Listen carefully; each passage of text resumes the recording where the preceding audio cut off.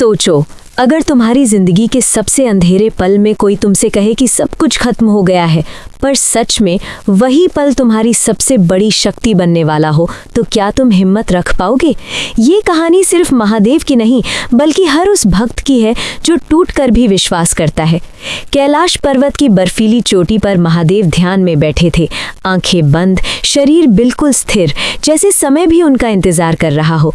उनके मस्तक पर चंद्रमा चमक रहा था, गले में वासुकी नाग शांत बैठा था और त्रिशूल उनकी शक्ति का प्रतीक बनकर खड़ा था। पर इस शांति के पीछे एक ऐसी कहानी छुपी है जो हर इंसान को अपनी जिंदगी का मतलब समझा देती है। एक समय की बात है जब समुद्र मंथन हुआ।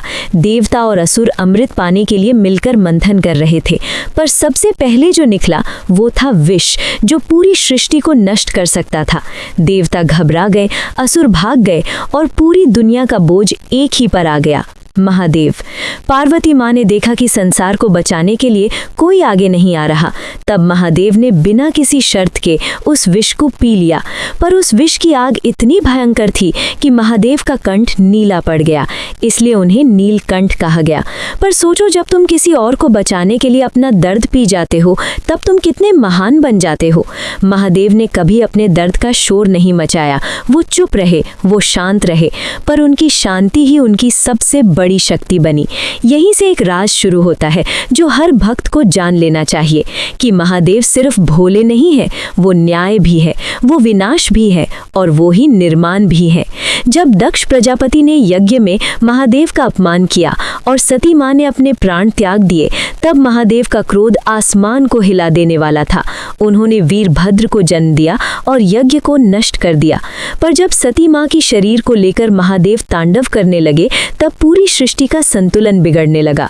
विष्णु जी ने सुदर्शन चक्र से सती माँ के शरीर के टुकड़े कर दिए। जहाँ जहाँ वो गिरे वहाँ शक्ति पीठ बने। पर महादेव का दुख कम नहीं हुआ। पर यहीं से दुनिया ने सीखा कि प्रेम सिर्फ पाना नहीं होता, कभी कभी छोड़ना भी होता है। महादेव ने वैराग्य को अपनाया, तपस्या में लीन हो गए, पर उनका हृदय हमेशा भक्तों के लिए धड़कता रहा। जो भी उन्हें सच्चे मन से पुकारता, वो कभी खाली हाथ नहीं लौटता। रावण जैसा अहंकारी भी जब महादेव की साधना करता है तो उसे भी शक्ति मिलती है, पर जब अहंकार बढ़ता है तो महादेव ही उसे सबक सिखाते हैं।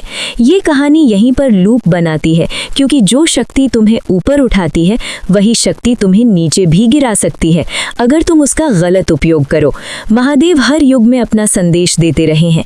त्रेता युग में राम को मर्यादा का पाठ दिखाया, द्वापर में कृष्ण को योग और लीला का ज्ञान दिया और कलयुग में भक्तों को सिर्फ एक चीज सिखाई, श्रद्धा और सब्र। जो व्यक्ति धैर्य रखता है, महादेव उसका रास्ता खुद बना देते हैं।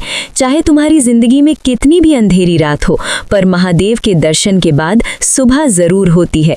एक गरीब भक्त जब बिल्व पत्र चढ़ाता है तो महादेव उसमें भी खुश हो जाते हैं, और एक राजा अगर अहंकार से पूजा करे तो महादेव उससे भी दूर हो जाते हैं, क्योंकि महादेव को दिखावा नहीं, भावना चाहिए। वो तुम्हारी आवाज नहीं, तुम्हारा मन सुनते हैं।